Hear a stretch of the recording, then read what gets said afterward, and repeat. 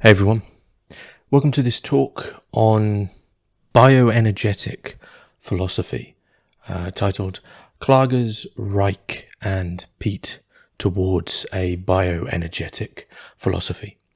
So what I'm doing here is drawing on three thinkers who you see here from left to right: Ludwig Klages, Wilhelm Reich and Raymond Peat or Ray Peat.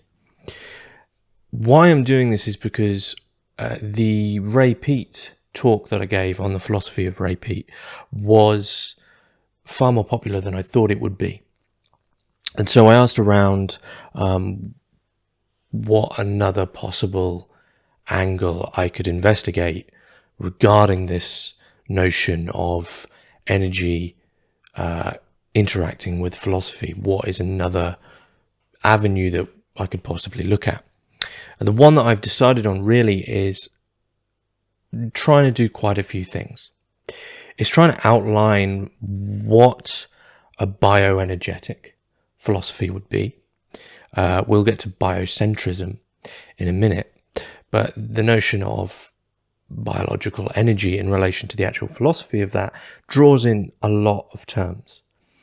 And one thing I wanted to do is to track a possible history, a possible philosophical history, drawing on Ray Peat's work at the end as a sort of culmination of this, as a very practical thing, but also drawing on two other thinkers who, Ludwig Klages allowing for a foundation, and then Reich allowing for a sort of a middle ground. And so this is a talk focusing on philosophy of a possible bioenergetic philosophy, but it's also drawing on freedom. It's drawing on the notion of learned helplessness, and ultimately it's a sort of energetic extension of Liebman's philosophy, which I'll get to. But moving in, and this is probably going to be a fairly long talk because I've got a lot to get through with three thinkers. So grab yourself a coffee or an orange juice. So moving through, the first thing that I want to do is talk about connections. Okay, is to talk about what really is it that connects Ludwig Klages, Wilhelm Reich, and Ray Peat. The most well-known of these is Wilhelm Reich. So there's a great irony here with these three, that the most well-known is Wilhelm Reich, and he's well-known for radical reasons, and really he's sort of known for the incorrect reasons, right? He's known as the guy who created the orgone box, which was commonly known by a lot of people as sort of just a masturbation box, right? It's completely incorrect. I'm going to put some sources in the description below.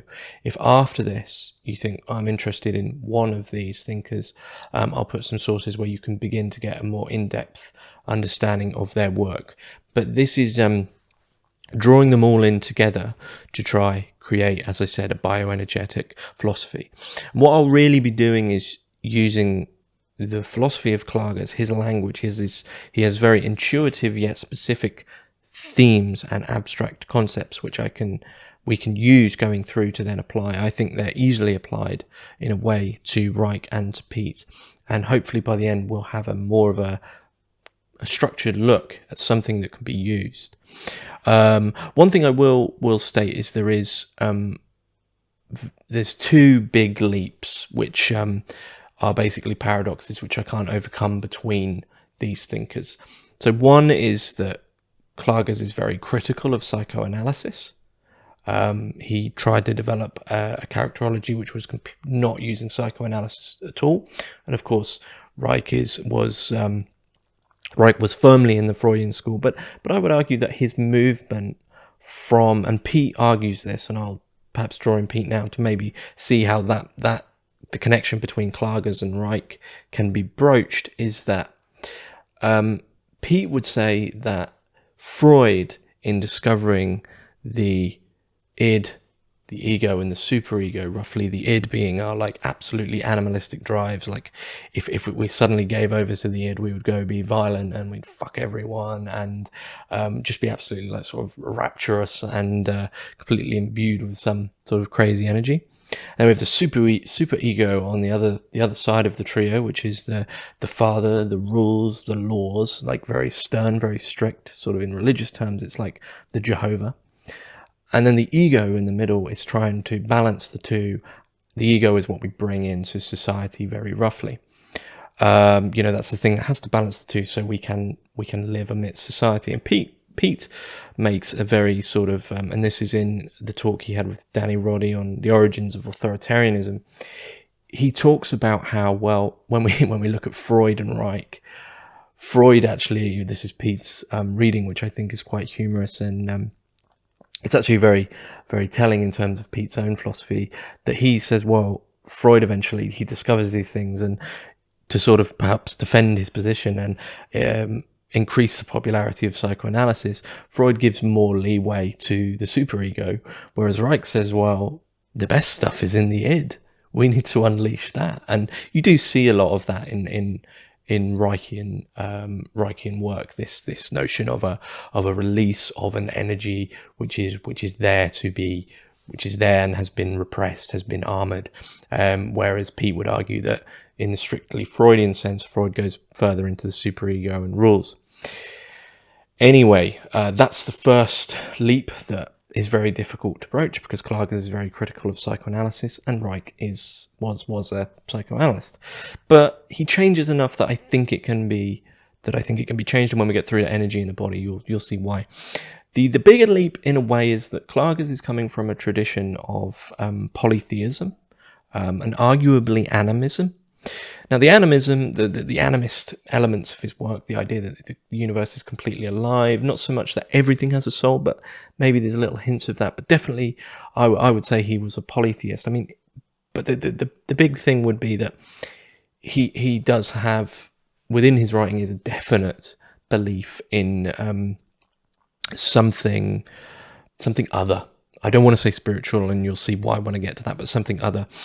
But when, of course, we move through to Reich is extremely critical of mysticism. He even completely overhauls the notion of mysticism to say that what people experience in mysticism is a very sort of overtly intellectualized way of sort of reconfiguring their repression into some other thing which they then understand, but it's still vague. Reich being fairly firmly within Marxism, but then eventually being critiqued by the Marxists, because he always goes too far, basically, for everyone. He goes too far for, I don't know, he goes too far for psychoanalysts, he goes too far for the communists, he goes too far for people who want sexual revolution. He just goes too far, and it's great. Peat also is within the Marxist. He has massive sympathies for the Marxist tradition in that sense, and he constantly talks about Reich's work throughout his, especially within his interviews. I mean, he draws on Reich in a way that it seems to me that he was in firm acceptance of the basic tenets of Reich's work, and I think the orgone as a cosmic energy, which I'll get to in the Reich part of this talk, is easily applicable to the holistic understanding of energy that Peat has. But I want to go through this because for me there is. I pulled out seven things where there is enough of a correspondence, and I want to say a correspondence because it's not one-to-one. This isn't like when you can leap from Kant to Fichte to Hegel, where they're strictly using each other's work, and you can see the progressions. I'm drawing this together in a comparative sense, and there will be sort of flaws where paradoxes can't be, in a strictly philosophical sort of academic way, the paradoxes can't be met, but in a life-affirming way, bring these three together to give a almost a foundational Klagesian structure, a body work with the Reich to what to do in the bodily individual sense, and then a nutritional anti-authoritarian stance with Peat.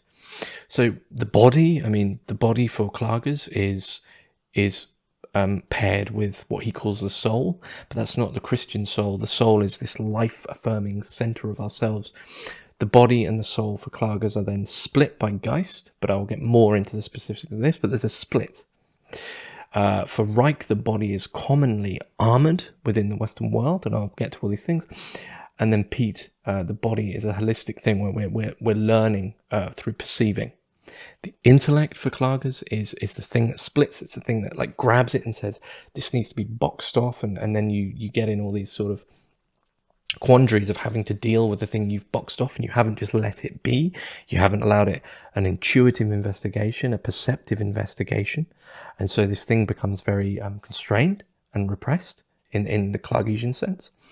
For Reich, the intellect has been infected with what he calls the emotional plague, and I would argue with Peat this is the same thing, that the emotional plague for Peat is found in this learned helplessness that we find in the language of, well, that's genetics, so you can do nothing about it. There's a plague beneath that of lay down and die.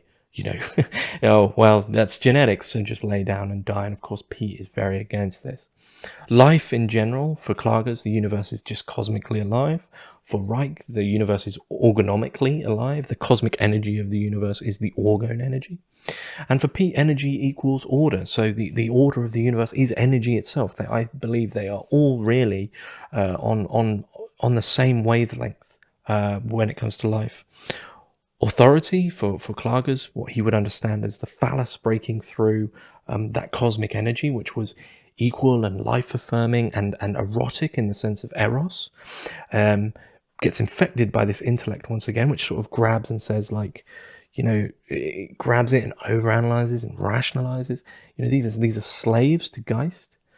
The authority for Reich would be that emotional plague once again, but he calls them little men, little sort of, I think there is a connection here between Reich and Peat. These little government lackeys that say, well, no, you need to have, you can't take that much aspirin, right? That kind of thing, that like, even though your perception and your life-affirming intuition tell you otherwise, that you're imbued with this massive energy. It's this little plague of needless bureaucratic, lower C conservative authority, which is ridiculous.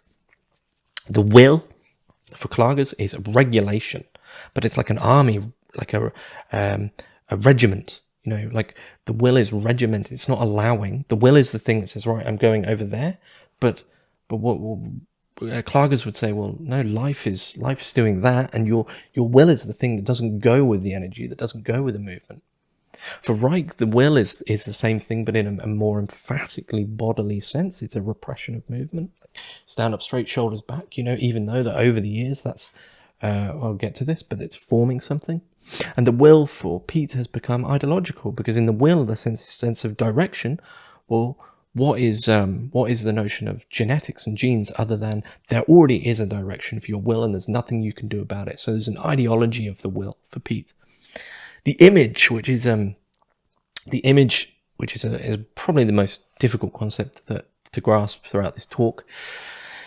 The image for Klages is related to the German Ferlen, I believe. Build, which is build and to construct, but it's related to the feeling in German. So the image isn't something you go grasp and you go, oh, that's a bit of an image. It's a feeling which is reciprocal, which comes to you. You're constantly giving yourself over in a pathic sense for Klages. For Reich, the image becomes closed off and grey, and you see this a lot in the bodily work with Reich, in that what he would say, we need to begin with the head downwards, these seven zones of the body that he has. But the first thing is the eyes, because you're back and you're like, it's grayed over because you've armored yourself to the image. And a lot of people who would undertake the Reichian sort of to undo the armoring of in a Reichian sense, find that all of a sudden, they go to sleep, they maybe process a very deep dream, and the unconscious does what it needs to do, and then they go out the next day into the world, and it's like, whoa, that tree is like, the distances become real, you're completely planted. So the images become grayed off. And for Peat, the image, he has a very specific notion of the image that he takes from the Soviet psychology, which becomes a friction for growth. The image isn't there and done in that ideological sense. Once again, it's something to be used, something to be growing from. And finally, we have purpose. From all of this, we have purpose. For Klages, for the human is to give them, the individual is to give themselves over more to the life-affirming energy, to life. The individual is to give themselves over to life. But you'll notice there that I put in brackets pessimistic. And this is one of the trajectories that I'm trying to get through in the talk is from pessimism in Klages through to Reich, who has a middle ground, pessimism, optimism, and then Peat, who is just so optimistic. And that is a trajectory that I want to try and use them all together so we can move that trajectory. But for Klages, I'll get to his pessimism. But for Klages, the purpose is live with nature, live with life, live with the cyclic thing that you're giving yourself over to. Live with this primal energy that's beneath this cosmic energy, which we maybe occasionally have glimpses of when we give ourselves over to it. For Reich, the purpose would be to almost exercise the emotional plague, and also to sort of exercise the armoring, this symptom that we've taken into ourselves. And then for Peat, perceive, think, act. But the first thing there is perception. It's an intuitive perception of life. There's one key thing that draws, well, there's a few key things that draw them all together, okay? All of them adore life. All of them want people to live in the fullest sense of the word. They want people to be embodied with life. They are all scientists, okay? So Klages originally began as a chemist and wrote his first dissertation on the synthesis of menthone. Reich begins as a psychoanalyst and then goes through to the orgone and looking at microbiology and amoebas and things like this. And Peat, with originally writing his first master's thesis on William Blake and then writing his PhD on the oxidization, I believe, in hamsters, I think, and then becomes a thyroid specialist. They're all scientists. They all have almost a life-affirming investigation into science, where science actually becomes something that isn't really intellectual. It's perceptive. It's a tool to allow us to imbue ourselves with more life. They're all radical. They're all radical, all controversial figures in their own right. They all adore life. They're all scientists, but they're all, to draw the philosophy together, they all bloody hate Descartes. They're all anti-Cartesians.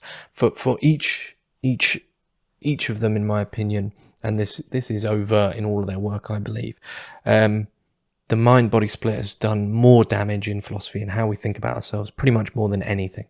Okay, so they all are anti-Cartesian.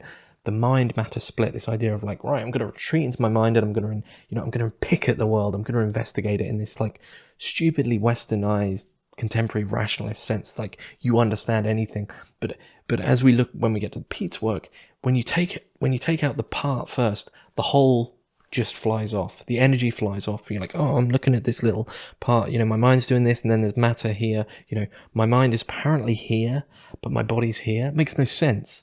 Okay, they're together. For all of these thinkers, that mind matter split, forget it. It's stupid. It's moronic. So the way this is structured, that's the overview of the three.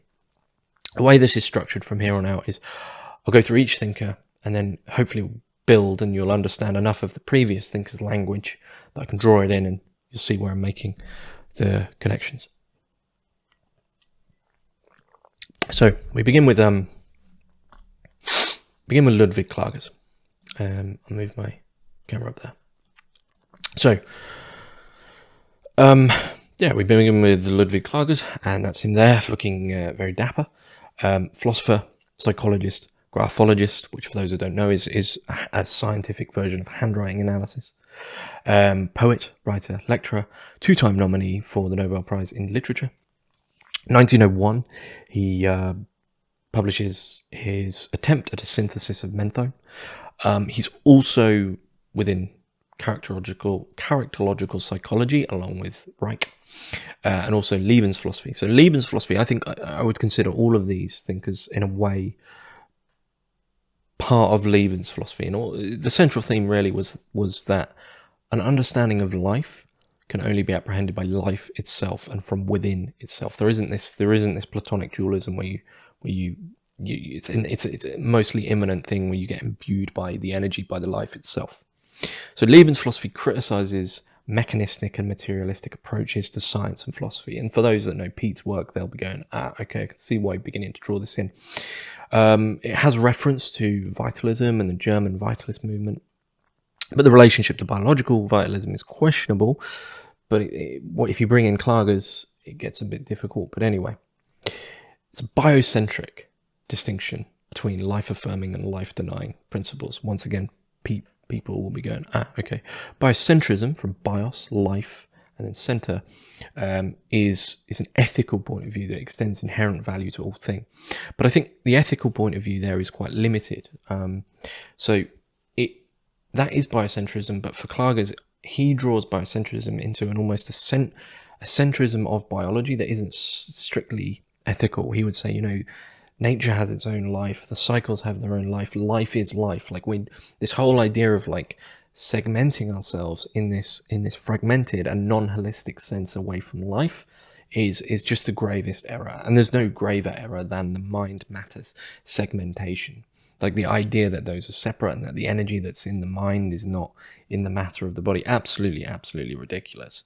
And of course, Reich in his bodily work will pull those together. Klages is really, he's pretty forgotten. I've done 2 talks with him, with Paul Bishop, who I will say I am like constantly, eternally grateful to for his book, a Vitalist Toolkit, where he emphasizes that he believes Klages is a practical philosopher and that his ideas can be used in the sense of a toolkit. They're tools to be used, to literally be used. And this is why one of the reasons I wanted to draw him in and for this talk is that notion from Bishop of it's a toolkit, it can be used. But the reason I mentioned Bishop's book is one of the really great English translation books on Klages. You also there's very little really in translation. There's a Biocentric Worldview, there's Cosmogonic Reflections, there's Chthonic Gnosis and by Theon Press, and then there's also of Cosmogonic Eros, which is Klages' own work. So those 2 I would really recommend from Theon. Chthonic Gnosis by Gunnar Alksnis, which was a PhD on Klages, and then of Cosmogonic Eros is just this absolutely beautiful book by Klages on Eros. But there isn't too much of Klages translated, and he holds such a peculiar place in the history of philosophy that I think people are like, well, where do we begin? What do we do with this guy? But he was widely renowned in his day. So, moving through to his philosophy, I want to begin with the notion of what is life for Klages? What's our beginning? What's our understanding of life going through this whole thing? What's the foundation of life, of really energy as well? I mean, life is energy. That's what I would be putting forward in the notion of a bioenergetic philosophy. Is life is energy. Life is you can't have life outside of the biological or the bio. I don't want to say biological, because biological has now been drawn into overtly scientific conceptions, whereas biology is about energy. It's about the structure of the human being. It's about living. Like, you can't separate biology and living. Okay, this is the big error, and it's really what the mind matter error is doing. Is saying the mind is living, the mind is doing all the living, and the matter is just this like dead clump. It's just absolutely ridiculous. So you can't separate those 2. So life is biology. Life is inherently biocentric, and to not have that biocentrism within life is to head off into the plague, is to head off into all these other things. But let's see what life is before we go forward. This is from Klages. The doctrine of life states, the universe is alive, the earth is alive, the creatures of the earth, plants, animals, human beings are alive. Correspondingly, there are cosmic, planetary, and organismic individual life forms. Life, Leben, means to experience life. For the carrier of organismic life, experiencing life consists in the reciprocal exchange with the organismic, planetary, cosmic life processes of its environment. From them it continually receives influences, on them it continually exercises influences. The life processes are polar processes. Its poles are called bodily and soul related events. Poles are different sides of a single, inseparable process. The result of, on the one hand, the reciprocal relation of the individual and its environment, and of, on the other, the polarity of its own life processes, are the 4 basic forms of the course of life. On the receptive side of experiencing, life, sensation, as the intensity-related experience of bodiliness and intuitive vision. as the quality-related experience of the appearance of the surrounding world. On the emotional side, the drive impulse as the urge to enter into contact with the surrounding world of bodies, and the impulse to formation as the urge to intervene creatively in the phenomenal image of the environment. Well, there's a lot going on there. There's a lot going on there, but I think it's somewhat straightforward, and I will say that these quotations are from Paul Bishop's book, so big thank you to him. But what does all this mean? I mean, one, we have an emphasis on reciprocal exchange, and this goes all the way through to Peat, in my opinion, when he begins reading into Soviet psychology. A reciprocal exchange. There is no cut-off point. You go, right, okay, the human's over there and the environment's over there. Life is right. I'm gonna go experience life. I'm gonna go grab a bit of life. That's ridiculous. There isn't. It's holism, and I think one way to think about this, and it's a holistic vision, but a holistic cosmic vision for Klages. But I think one way to think about this is actually to go back to early atomist thought experiments about, like, okay, you look at your hand and there's this stupid westernized notion, right, that when you look at your hand, like, you can feel your palm and your fingers, right? And so you think, right, they're there. And so that means that the space in between the fingers is empty space. That's absurd. It's insane. That's life. This is all life. And if you were to zoom in, you'd see atoms literally like almost combining, and you'd have this Einsteinian fields merging in there. There's no such thing. And so in that sense, this segregation, this segmented, fragmented attitude is this highly, like, newly westernized, automatized, sleepy vision of trying to have this control and not allowing life and energy to do what it should be doing. So this for Klages, life has a relationship with feeling, Fühlen, F-U-H-L-E-N in German, Fühlen, which in the German it's like an engagement with life. It's a profound drawing in that reciprocal sense. There is no segmentation. The environment and life and the human being are one. You know, it's a strength of the strength of feeling life obscures everything. There's no more analysis. There's no more like grasping and like, all right, I'm going to box this off and use it for myself. Like the strength of Fühlen into life just obscures everything, and you're within life. It begets a certainty for Klages of being alive. You can't analyze this feeling, because as soon as you analyze the feeling, you're out of the holism and you're segmented once again. Okay, so the analysis would be to do with Geist, which I'll get to. But this is where we see, of course, Klages is anti-Cartesian. Okay, when we state I'm doing this, I'm doing that, segmentation. It's that Cartesian segmentation when this little stupid mind goes off once again. We do so with the ego. But when we feel Fühlen in the sense of life, we might say for Klages, it has taken hold of me. The energy, the cosmos, life has taken hold of me. And I would actually argue that all the way through to Peat, when Peat talks about perception before the nutritional act, you know, perception, you're allowing the energy. This sounds super pretentious, but I really couldn't care less. You're allowing the energies to speak to you, right? That perceptive act of nutrition that isn't taught for some reason, you know, not giving yourself over to trusting life itself and energy itself. So to live is to experience. To be able to experience demands an experiencing soul for Klages. We're back to Klages now, Ziel. But before all this, there is like just the strangest life-affirming, what we would call the Klagesian worldview.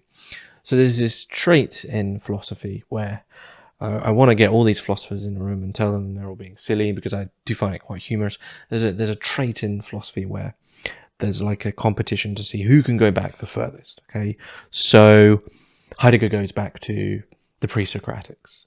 You know, people go, oh, well, I found this philosopher from here, right, and go right the way back. And there's all these philosophers who try to keep going back as a sort of for them it's a proof. You know, this has been here all along, so it becomes a sort of a priori proof because it's been here all along. This isn't exactly the same for Klages, but Klages is like the ultimate form of this what we could call competitive going backness. Klages goes back to the Pelasgians, which for those of you that have read the Odyssey or the Iliad will know that they're mentioned about 3 times, and they're gone already. Right there, you know, the oldest of the oldest of the oldest of the oldest. Okay, so he goes back to the Pelasgian view, and the Pelasgian worldview is that the world is a result of a birth or hatching of a cosmic egg, The mother has given birth to all. So think about this symbolically, I think, and the earth will take all back into darkness. The processes of growth, decay, insemination are all a primal, energetic process. In returning to the notion of masculine and the feminine, Klages understands the feminine as the permanence. It's the life-giving. It's the womb. It's it's the breast milk. It's the nutrition. It's the nourishment. For Klages, then, the feminine is the permanence and the life affirmation. The mother country is the permanence in one's psyche. And then what happens? The feminine becomes covered, it becomes bound, it becomes walled in. And so when we think of almost the feminine as a primal horizontal, as a primal equality, equal energy, if you want to put it like that, and then the phallic breaks into this sort of feminine virginity, and begins this relationship with mortality where we begin to grasp, we begin to segment. Okay, so like the phallic breaks in almost as fascism, as authoritarianism. There's no longer this exploratory, intuitive, perceptive, life-affirming investigation into the cosmic, chthonic, energetic currents of the cosmos. No, all of a sudden the phallic symbol breaks through, and you're like, I only eat this amount of this every week. I mean, it goes through all that way, and you become emotionally plagued. You become ridden with this capture. And so, for Klages, the beginning of civilization is actually a destruction, because the beginning of civilization is that authoritarian, phallic intrusion of Geist, of the spirit. And it's the arising of thought wars, it's the arising of like ostracization, it's the arrival of repression, because to repress something, you need something to repress it. So the arrival of like this phallic symbol through this cosmic energy is the thing that is now like, all right, hold it all down. We can't have you going over there and enjoying yourself. God, no. So it disturbs the passive, stable, energetic femininity. And that's the beginning of Klagesian life. So when we go through to the next notion, which will be, I'll bring all these in, bring all these terms in when they're needed throughout the other thinkers as well. We go through to the will. And the will has a same sort of relationship in a way for Klages. Okay, it's not related to individual actions, but it's for Klages, the will is regulation of our sequences. Movements will take place, okay, but how we carry them out is within our will. But Klages begins with this notion of regulation. The will is an arrow, but that means the arrow is probably going to have to go through something. If life is swaying this way and that, if the energy is going this way and that, the notion of like a will that just blasts through it, it's the equivalent of abiding by a diet that isn't really working for you, but you've been told it's good for you, and you just are ignoring what life is saying to you. And Klages states, the making moral and the spiritualization of humankind takes place at the cost of an unforeseeable repression of expression. All ethical systems of humankind demand the mastery, that is to say, the repression of the expressive feeling drives, and thus lead, at least unintentionally, to a denial of life. I mean, the will is a denial. The will is that which inhibits and limits and regulates. The will has to regulate, it has to limit. Some people might see that as a plus, but Klages doesn't. He's pathic. It's a giving oneself over. There isn't this Cartesian ego mind that's like, right, just full steam ahead. The will's blasting off everything left, right, and center to do what it wants to do. And the best metaphor, the best symbol that I've been given to understand this was from Rico Schneller. And he talks about Klagesian will like this: that during the Crusades, of course, the Christian crusaders would be marching to go kill a load of people. Okay, then go kill a load of people. But there was a problem of how can you retain that violent, repressive attitude of like, gotta go kill, when they're going to be riding through the most beautiful countryside imaginable, right? You ride through enough countryside and you allow that imagery to seep in, you allow that life to seep in, you're not going to want to go kill someone anymore. And Schneller relates this anecdote of knights, the Crusaders' Knights helmets being designed in such a way that they were literally pigeonholed. Okay, so like that, probably with one of those chainmail things for it, so you can just see where you're going. You can just see there. But what's this doing? It's literally blocking out life. And that is what the Klagesian will is. It's like, no, you regulate it, but all the while, life is right there. And if you let it in, wow, you would let life in and you would live and there'd be pleasure and there'd be joy. But no, you got to go do your thing. You got to go kill. The will then is against the pathic. The pathic is a condition, a state of mind wherein the self dissolves. Okay, you take off that helmet, your self dissolves and gives itself to something higher, to the world, to life, to the image, to nature, or something which Klages considers an earth phenomenon. You're given over really to the energy of the cosmos. The will then is to repress. It's to repress spontaneity. It's to repress life. It's to repress impulse. The will drives out emotion. The will given over to the ego becomes opposed to life. To quote Klages, if the vital process corresponds to the sailing boat together with the wind that blows it along, then willing is the helm together with whoever is manning it. Without the wind, the boat would not get anywhere despite having a helm. Without the helmsman, it would not in general be able to go in the desired direction. And our image is faithful to the facts of the matter in this further respect, since one cannot steer the boat in a direction in which the wind does not also want to direct it. So yeah, you might be the best helmsman imaginable. You might have the greatest plans imaginable on your fantastically Geist-ridden, super intellectual, analytical boat. But if the energy of life isn't going that way, I mean, this is, for me, is also a metaphor, once again, of modern diets. You know, people who do these diets and like, well, this is the one that's been told to be healthy for me. The energy isn't going that way. This is not it's not what your body, it's not what life's telling you. Okay, but this brings us through to really the key like Klagesian, you know, philosophers have a problem. Yeah, all philosophers have a problem. So Klages is seal. And by the way, this image is up for sale on eBay, as I found it on there recently. And there is for me a great irony here that I'll point out. Klages was probably in history one of the most notable graphologists, those who studied handwriting, and I don't think I've ever seen handwriting this appalling in my life. I guess maybe he was a doctor technically, so that might be why. But what's seal? Okay, so Klagesian soul. It's a soul. We're going to talk about soul and spirit here, soul and Geist. Okay, so for Klages, body and soul are poles of the life cell. Sorry, they're poles of the life cell which belong inseparably together. Okay, you can't have body without soul. If you want to think about soul, seal is seal for me would be, I gave you the anecdote of the Crusader knight riding forward. Seal is the thing which appreciates when you take the bloody helmet off, right? Seal is the thing that gives itself over to life. The body and soul in that sense, they were one. There isn't this Cartesian split. However, the body, I'll do the whole quote because it's like the most important Klages quote. Body and soul are poles of the life cell which belong inseparably together, into which from outside the spirit, Geist, like a wedge inserts itself in the endeavor to split them apart, to desoul the body, to disembody the soul, and in this way finally to kill all the life it can reach. We're bodily creatures full of energy, okay?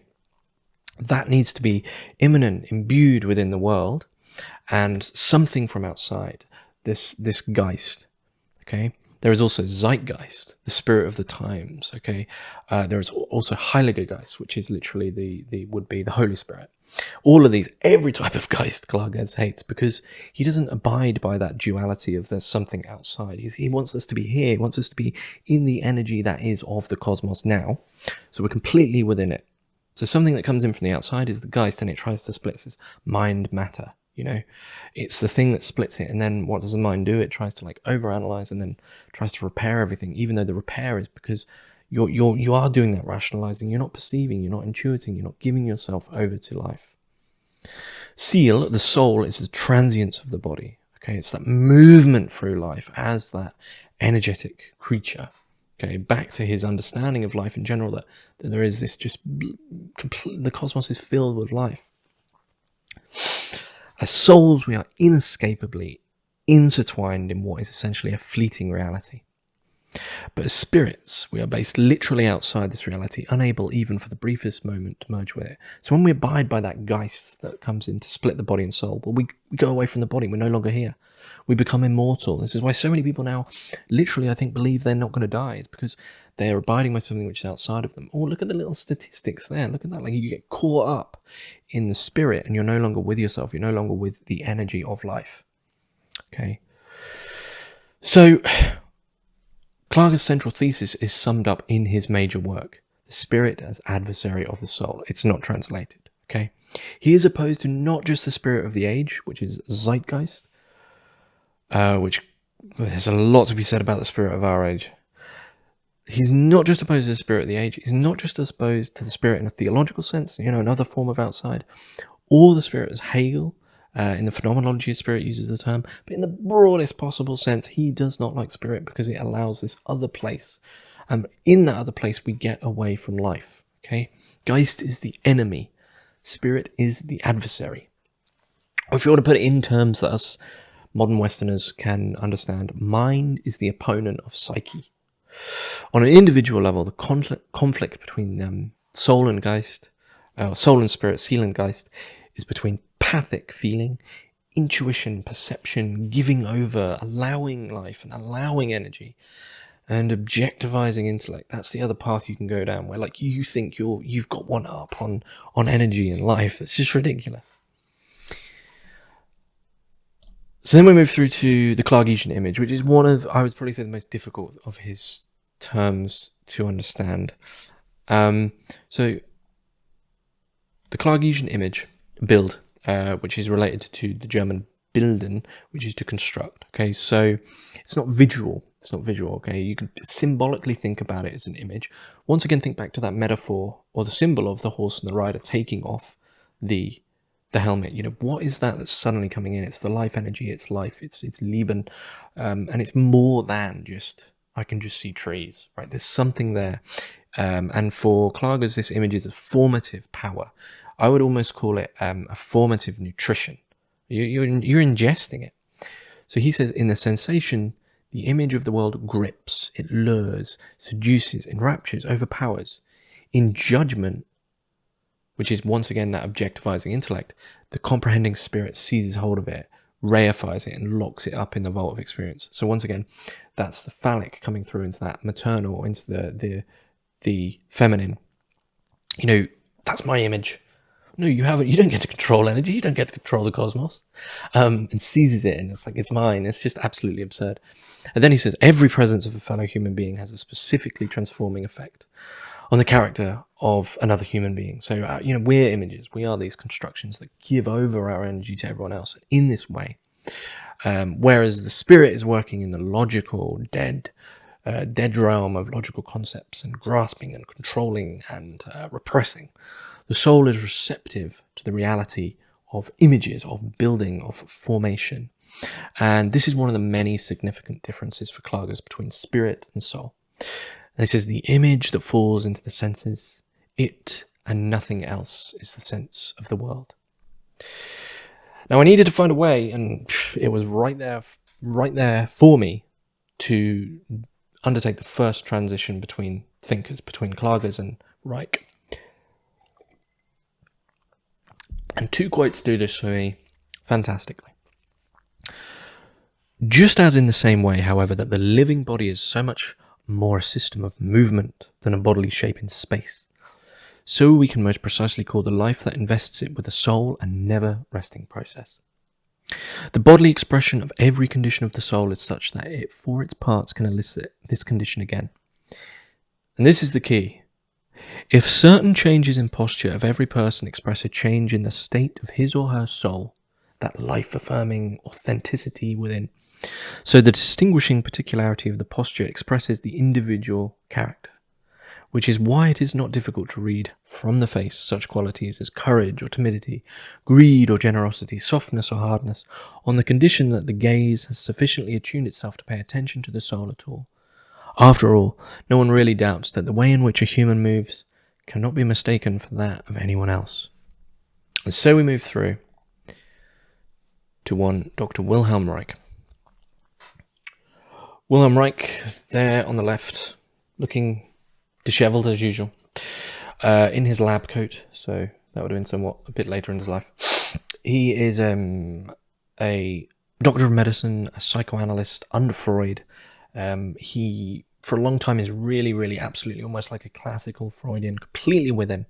And then there is this moment where, well, Freud no longer really begins to use the libido as much within his work and goes off, and Peat would say, well, he goes off to the superego and tries to make it popular by being more authoritarian. And Reich then says, there's this sort of a humorous way to put this is, a lot of people say, I prefer Jung because he's not as sexual as Freud, Okay, it says a lot about them, I think. But, I prefer the work of Carl Jung because he's not as sexual as Freud. Right? Everything for Freud is sex.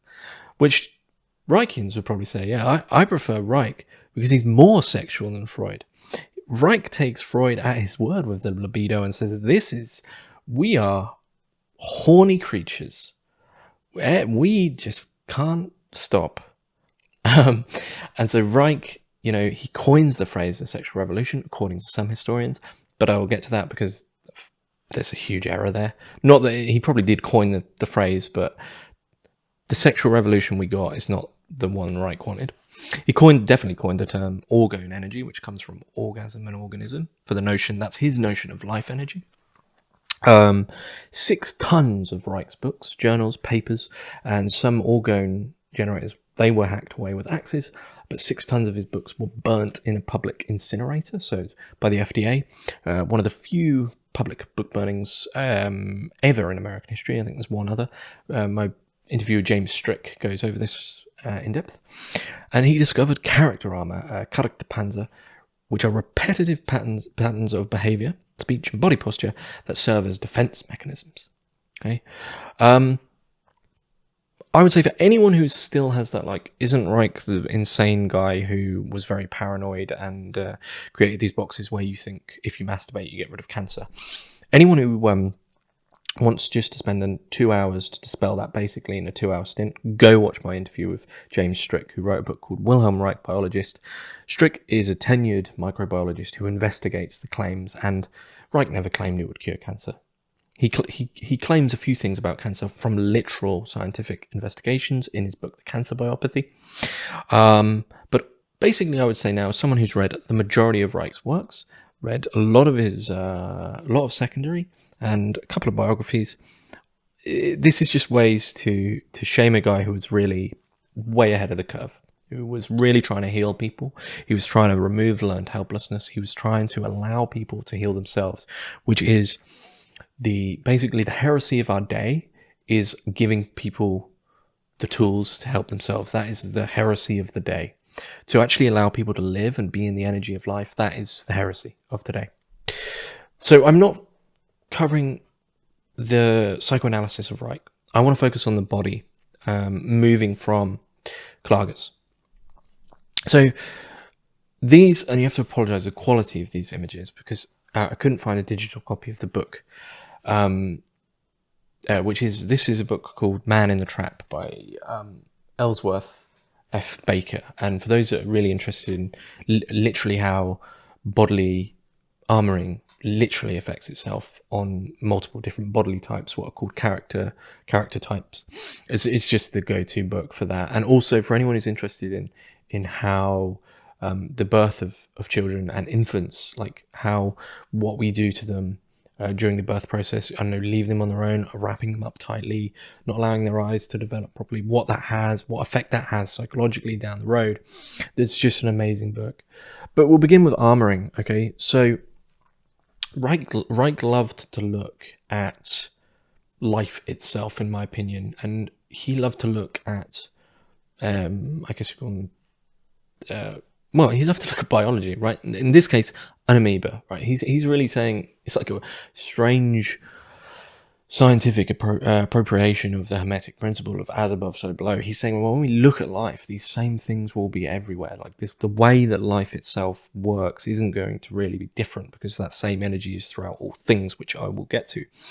So when we look at an amoeba in a state of rest, so on the left of this, that's just it in its rest. And then if it's left to do what it needs to do, just there you go, there's life, there's the energy you need, leave it to do what it wants to do. Then it expands out into the world. Expands out. You can see that on the left image, on the right of the left image. But when we begin, what Ellsworth Baker found is when you begin to prod the amoeba, so take the amoeba in the state of rest, how it's normally got to be, and it's got a job. Okay, like you take a child in a state of rest. What's its job? Its job is to live. Its job is to live and have joy and have love and energy. Okay, and if it's allowed to do that, if it's allowed the energy, if it's allowed to give itself over to that, then it will expand in the state of that amoeba there on the right.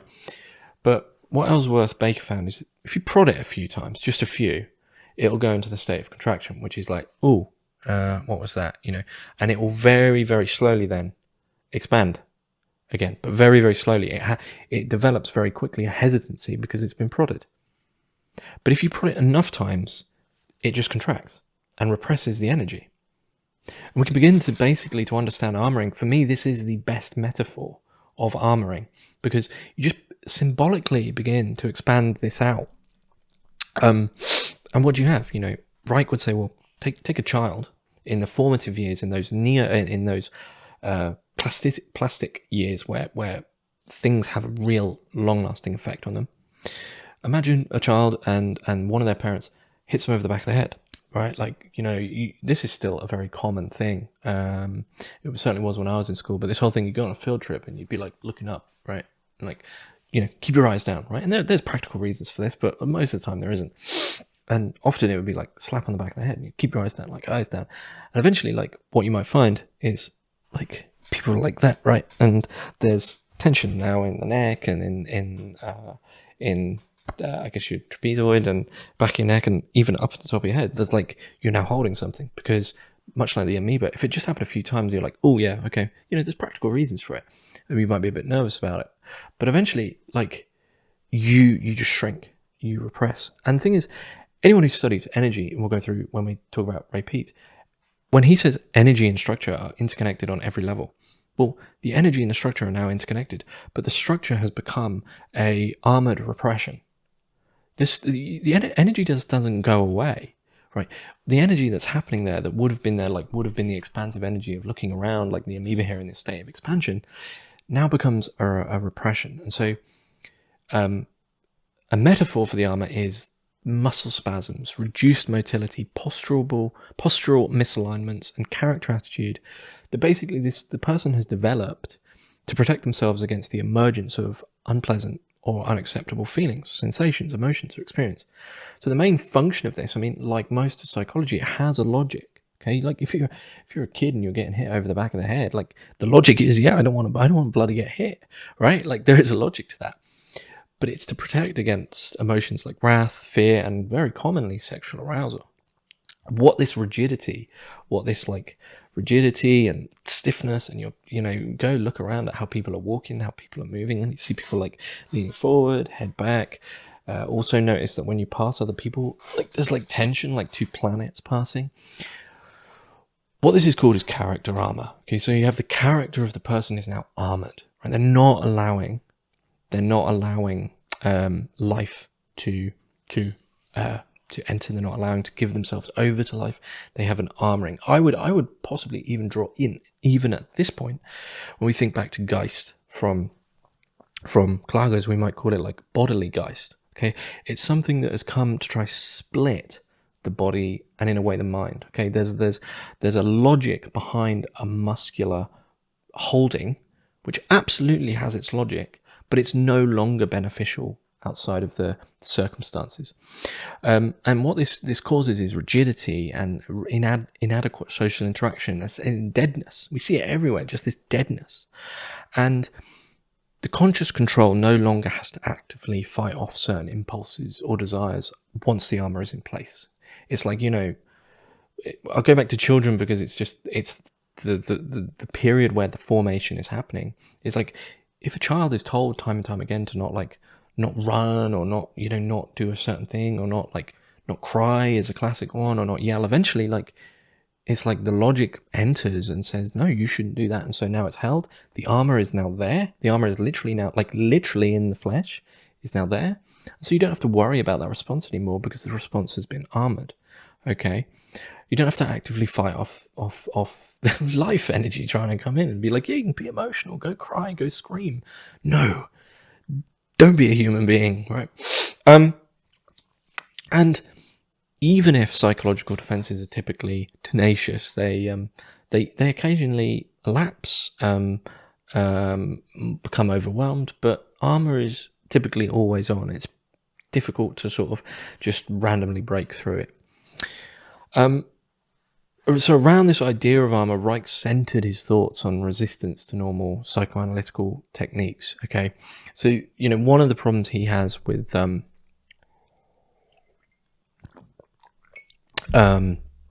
talk therapy is,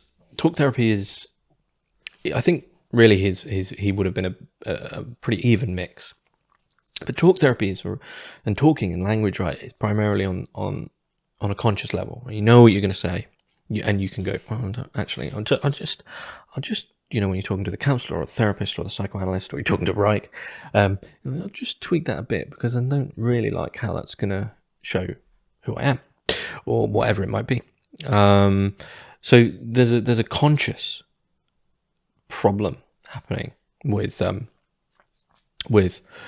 talk therapy, in that's one of the problems with it, basically. And there's a conscious guarding, whereas the body doesn't really have that ability, right? What's going on with these the armoring is happening on the unconscious level. So what Reich found was that, well, when you do certain movements, certain stretches, with also certain breathing, so usually Reich would emphasize, and Peters might be able to have actually a bit of investigation as to why the difference between nose and mouth is important here. But Reich stretches usually would involve holding your body in a certain position for 2 or 3 minutes and breathing through your mouth and really energizing, really feeling that energy enter and being imbued basically with what he would consider organ energy, which I think Klages could say is life energy, and Peat would say is like performing that structure, just energy in general. Okay. But what you find is, as opposed to talk therapy, is that, if you think about once again, getting hit on the back of the head because you're not allowed to look up. Okay.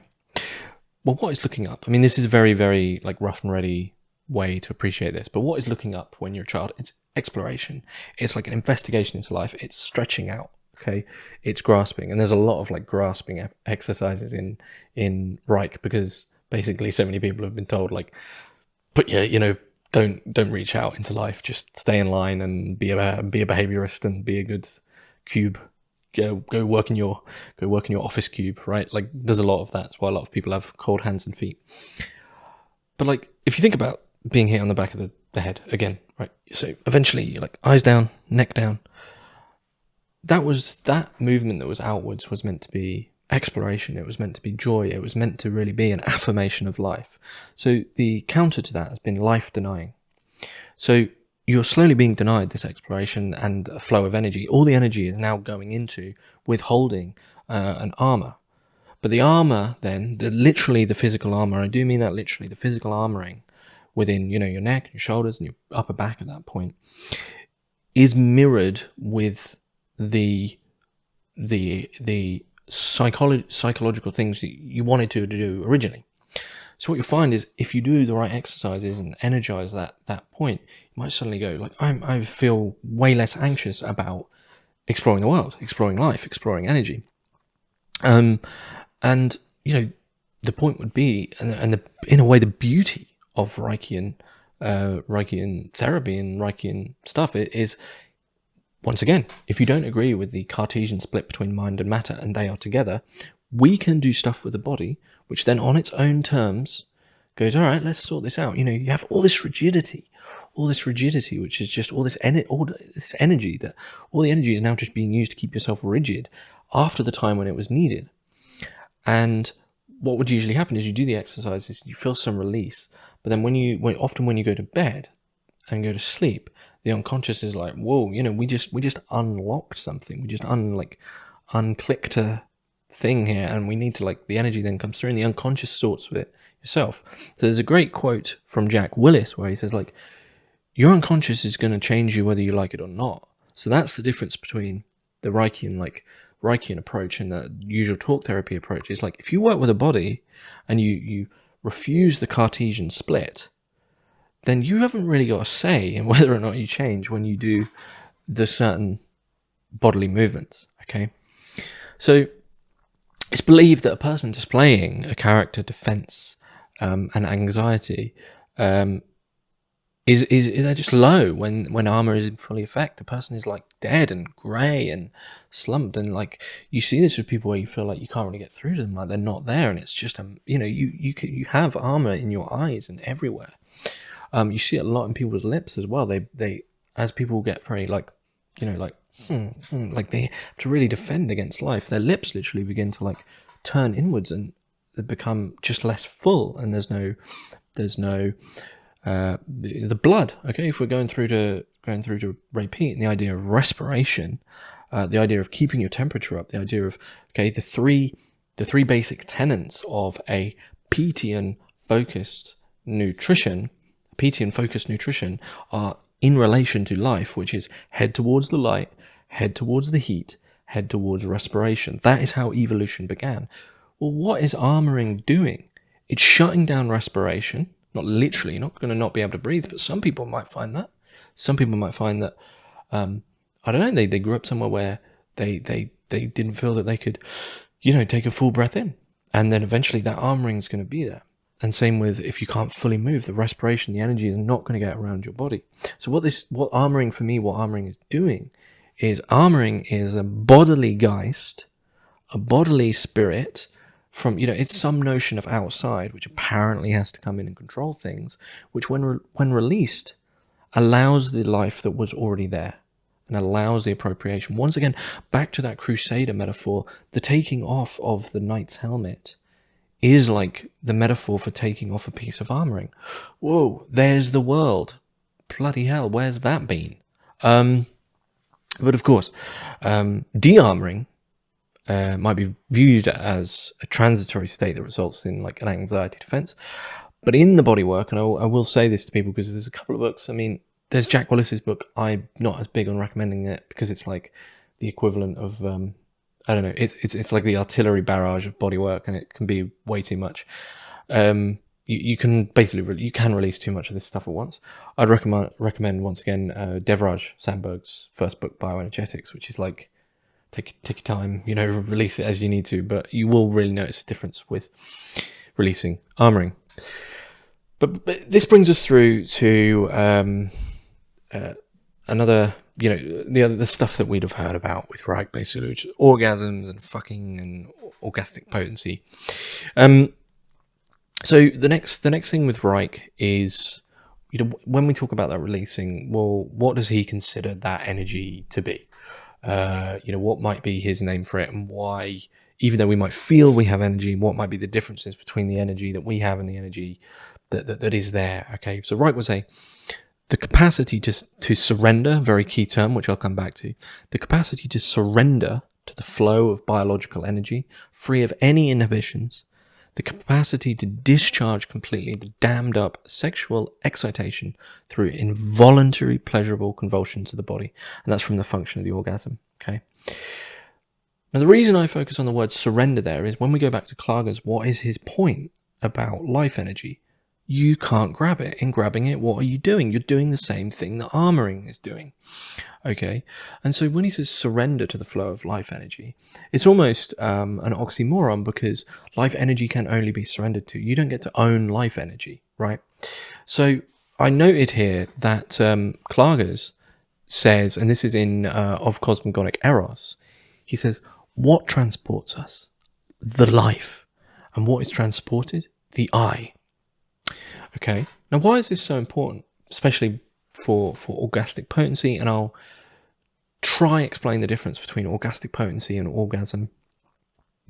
But But you notice there with Klages, when he says anything, cosmogotic eros is really it's a book about eros. And eros, for those that don't know, in Greek mythology, you have eros versus thanatos. But eros is the light, almost like that matriarchal life energy that before all things, that is eros, that is the god eros. But it's interesting that Klages puts it this way, because it denies the Cartesian split. What transports us? So we're being transported first, and then we come in. The energy, the flow is there already. Peat emphasizes this as well. The energy is already there. Stop blocking yourself off from it. So this brings us to the difference between orgastic potency and orgastic impotence, or in a way, orgastic potency and just what we would call orgasm. And I'm going to use the word fucking because Reich uses it a lot. And I think this is a discussion between Eros and Venus. Eros and Venus. But, okay, so we can look at this is from the Wikipedia, and it's actually like surprisingly good for a Wikipedia page on Reich. But orgastic potency is a readiness, it's an excitement, it's an openness, it's reciprocal with that life energy. Impotence, which is really like the orgasm of the day, right? The fucking, right? The just going in for it for the genital pleasure. The other person becomes your object. Under or over excitement, which means foreplay becomes this drawn out affair and not an openness. Like there's once again the will. Okay, we can think back to the will here of if your will is doing that, right? Like, you know, what is the will of someone who just wants to fuck? The will of someone who wants to fuck does not care about the energies that are happening and you know the natural pace of things, right? It's like, right, bang, I just want to basically come. Whereas orgastic potency is giving into the energy that is there. It's revealing the energy and the understanding of things that is already there. Okay, so with orgastic potency, it's preceded by a spontaneous urge, whereas with orgastic impotence, it's like it's a piercing. There's a fear. There's like a penetration. Like, you know, there's a fuck. The movements on orgastic potency are voluntary, they're rhythmical, they're with that energy, they are loving, they are affectionate, they are pleasurable, there is the reciprocal relationship. And then the other side is basically like nerves and failure and some sort of things like possessing them to like perform is another notion. And then going through with the potency, its excitation leads to an involuntary contractions, like a full body relaxation, total body muscular relaxation. The other side is usually just a genitally focused orgasm with the head remaining in control, right? Like intellectualizing an orgasm, which sounds absurd. And then at the end, like for orgastic potency, it's like relaxed and calm and you feel harmony with the other person. And then the other one is disgust and repulsion, often paranoia, like hatred. Some people have to walk out of the room, right? And what's going on here? You know, why is it so different? Why can't people just allow this? And once again, we go back to armoring, go back to not giving ourselves over to the energy. And you'll find that, well, if you're then trying to do an energy discharge in the sense of having sex, and you can't give yourself over to what like the most human, energetic, pleasurable, life-affirming act, and you have all this armoring, you're enacting a paradox within your body that then you have to then intellectualize. Like you're trying to intellectualize energy. It's insane. And so the difference between these two, and this is where I would bring in the notion of the sexual revolution, is the sexual revolution we got is nothing to do with Reich's sexual revolution. Reich's sexual revolution was to do with getting in touch with the energy that Klages is on about. It's on about getting in touch with the energy and allowing it, and allowing life, intuition, perception, love especially, affection, care, and tenderness. The sexual revolution we got was just about fucking. It was about genital affirmation.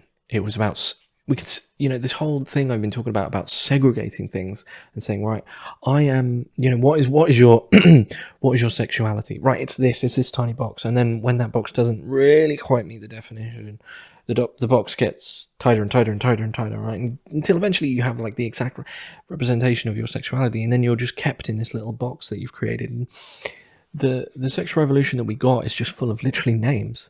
They have nothing to do with energy or pleasure. They have nothing to do with orgastic potency. Oh, I'm this and that. Okay, well, you can't describe the experience, so why bother, right? The sexual revolution we got is analytical, It's not Reichian. Reichian is about affirmation and openness and love, and it's about orgastic potency. And you know, that's for me is like the key error that needs to be cleared up with Reich, that he isn't some absolutely like sexual animal that wants to like fuck in that sense constantly and just have orgasms. He's, you know, because the point would be, he would, if people make this claim that Reich wanted everyone to just Reich wanted everyone to just masturbate all the time and fuck all the time, that's completely anathema to what Reich would say, because he would say if you're doing it all the time, then it's clearly not actually giving you a release. Because the fact is, if you have to do, if it's like, imagine if you ate a food 40 times a day and it never nourished you and you were always hungry, you'd say that food has nothing in it. Why am I eating it? Same with people, same with the Don Juans of this world. From the fact that their experience is not actually giving them the release that they believe it is, shows there's something wrong. And this is really why he went more sexual, more libidinal than Freud, is because he was talking to Freud about, you know, do your patients tell you about having sex? He said, yeah, they all have full sex lives. But then when you begin to look at the sex lives in detail, you say, well, actually, no, this person says they're impotent, and this person like says, oh yeah, I have sex, 20 times a week or whatever it is, and goes, well, if you haven't, it's not, something's wrong, like something's not being released. And so that's the difference between the potency, which is that full bodily de-armored release where you can give yourself over, pathic, to life, and orgastic impotence, where you're like, right, I am in control of experience, I am in control of life energy. Ridiculous. So, moving forward, this brings us to a place of learned helplessness, which is what I've called it that. And this is one of the books by Reich, which I'm getting close to saying to people, this might be where you should begin. Because it's just astoundingly broad book, right? But the point with this is that Reich is giving us what Klages was also giving us with his complete foundational overview of things. So you can look at this diagram, 1, 2, 3, 4, 5 rings of society, morality, from sensation, from the lowest level, from the micro all the way through to the macro, right? What he's trying to do is basically help us understand why it is, if we were to go back to that orgastic impotence, why is those things where you feel bad, right? We're living beings, and we have this relationship with energy where we could just give ourselves over to it. We're immanent, right? That's what Klages is trying to emphasize: is we're immanent. We're in it. We're not separate. We just get rid of once you get rid of the Cartesian split, you see that you're within that energy. You are that energy, right? So Reich then is trying to figure out. He's saying, why do people feel so guilty, paranoid, weird, violent? Why do they get so strange about just allowing the energy that they are and that they are within and that they are immanent to? And he begins to outline the fact that, okay, for him, the universe is this cosmic orgone energy. But you begin with moral responsibility. Okay, so the first thing moral responsibility is, it's very social. It's a very immediate level of governed by the idea of guilt. Okay, by an absolute morality of like right and wrong, right? Usually this is going to be forced upon children at a certain age, like you should not do that. The second one is then, well, that was a very old hat way of looking at things. So Reich, as a Freudian, would say, well, no, I have to admit that we moved through from that, and we understand that the reason we do certain things is usually not conscious. It's unconscious. So he says, okay, well, the next thing that we blame is, why we might do things that are against our own interests, or not be able to have the full pleasure, not be able to release our armor, not be able to give ourselves over to life, which is really what we're bloody trying to do, is, there's unconscious reasons. Okay, so it'd be silly to consciously say it's all conscious, because then we'd consciously decide to do that. So there's these unconscious reasons. That's the second one. They're to blame. So with unconscious, the unconscious reasons, the unconscious drives in Freud, etc., he says the child appeared in this sense as a polymorphous, perverse human being, as a wild animal that had to be tamed and adjusted to culture. Okay, this was the enormous error in the second realm of knowledge. So basically, the unconscious is saying, it's making for him the same error as original sin, is that the unconscious is saying, look, there's all your problems. We need to get rid of them. We need to get rid of you wanting to enter into life energy and energy itself so we can mold you to culture. And we see this, of course, in Peat later on. Then after that, you go, well, okay, but where do all these things sort of, has to be a reason? You could say that 3 and 4 are sort of together. So you have society and its history are to blame. They're the reasons for these repressions and these reasons, these guilts that we have. Scapegoats.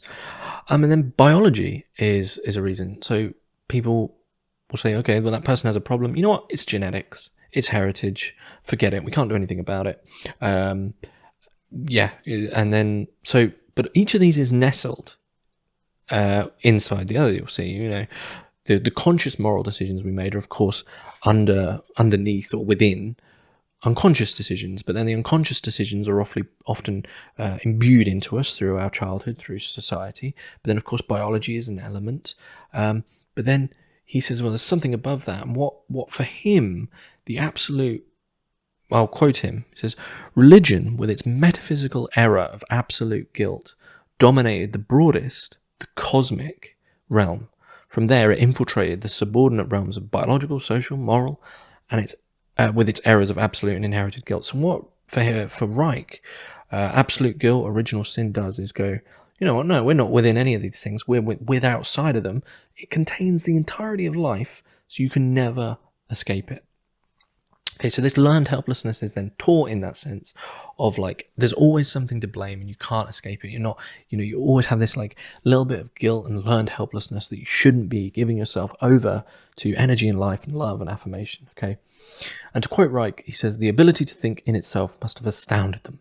Cogito ergo sum. The history of natural philosophy is the history of this astonishment about the ability to think, to perceive, and to judge, right up to Kant and to the dull classes in logic at secondary school and universities. Surprised by his own ability to think, man was trapped by the erroneous conclusions about himself and applied them to nature. We understand this surprise and the subsequent false conclusions, but we do not understand his stubbornness and the cruelty of his wrong-headed insistence on it. We understand the origin of the idea that the earth is the centre of the universe and that Mount Olympus is peopled by all manner of gods. We do not understand that the murderous hatred towards anyone trying to correct these false ideas. So Reich is basically making it clear that, like, once we begin to think, for me, this is once again the infection of Geist, is he is addressing Klages addresses the quandary, the problem in a pessimistic fashion. And from here we move through pessimism, not to full optimism.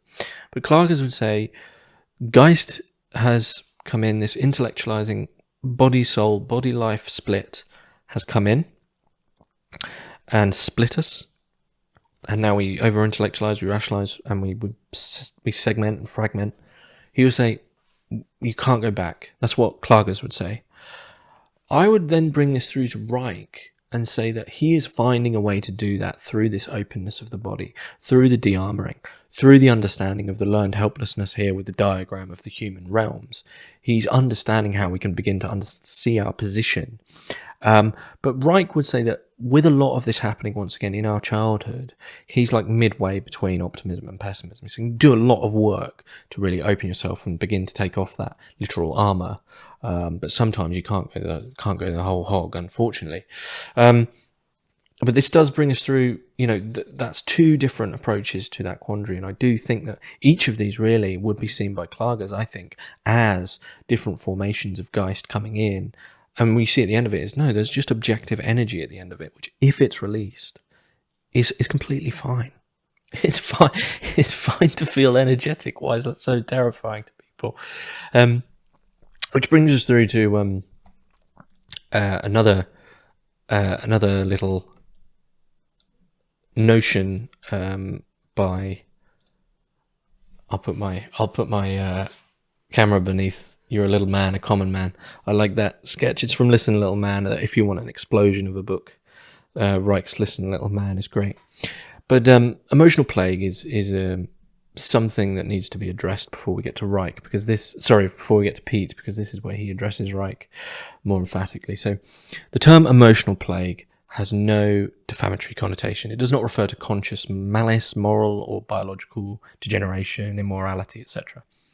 An organism which from birth is constantly impeded, so we've seen that in the armouring, in its natural way of locomotion, develops artificial forms of locomotion. It limps or moves on crutches, symbolically.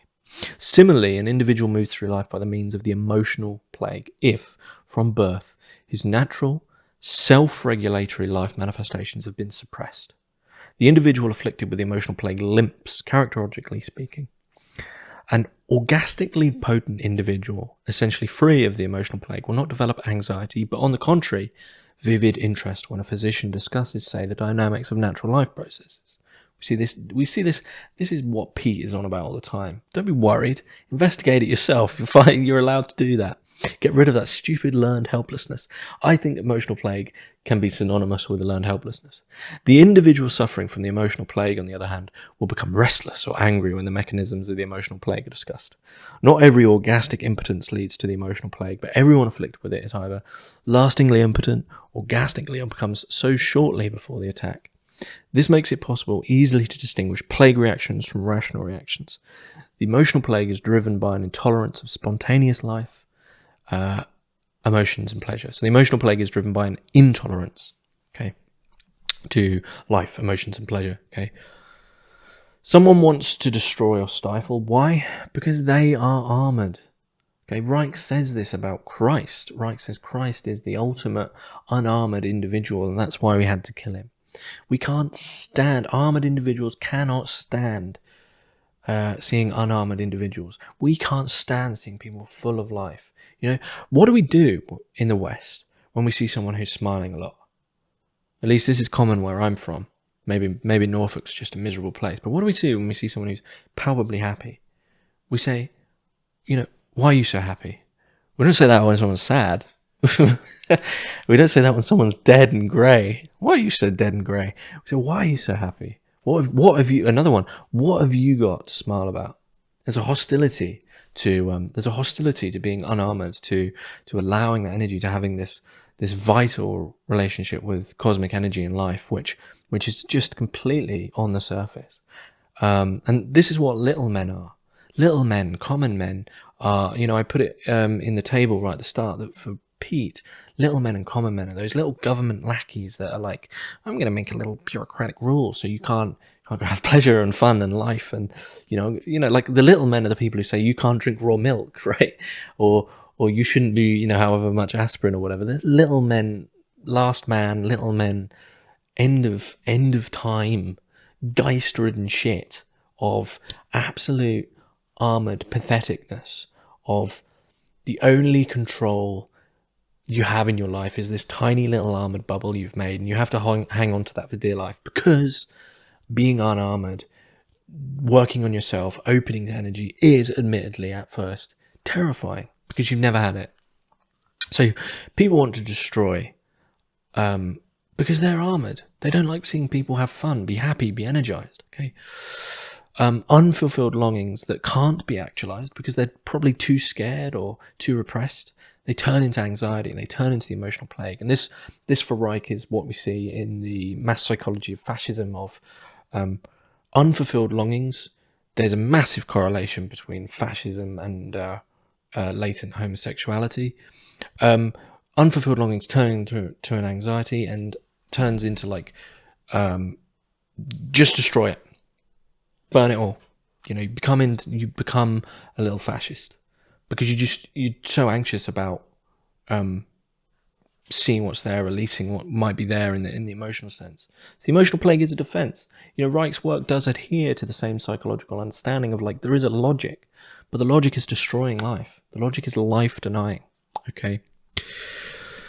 So that brings us through to our last thinker. And then, you know, I'll talk at the end trying to draw all these things in. But Ray Peat, 1936 to 2022, He writes his master's thesis on William Blake and the mysticisms of sense and nonsense. These are all available for free online. Then he writes his PhD on age-related oxidative changes in the hamster uterus. Probably holds the record there for the biggest difference between master's thesis and PhD. But of course, Klages does very much the same thing. The key idea for Peat was energy and structure are interdependent at every level. And then, to quote his site, it seems that all of the problems of development and degeneration can be alleviated by the appropriate use of the energy protective materials. When we realize that our human nature is problematic, we can begin to explore our best potentials. And what I see there really, and this is why I was like, okay, I want to do this talk, is that notion of our human nature is problematic. For me, that's talking about armoring, it's talking about Geist, it's talking about being infected by the emotional plague. We begin to actually explore our best potentials because you go, okay, something's holding me back. Why have I taught myself to be so helpless? Right? But there's an interesting thing to begin the connections here. And this is that is one of Peat's paintings, by the way, which don't have names, I don't believe. Couldn't find any on the site. Peat, of course, would say, be constantly doing something which increases spontaneity. So painting, cycling, like constantly causing friction. We'll get to that. But we begin with the holism. I mean, everything for Peat, and these are from Generative Energy, these quotes.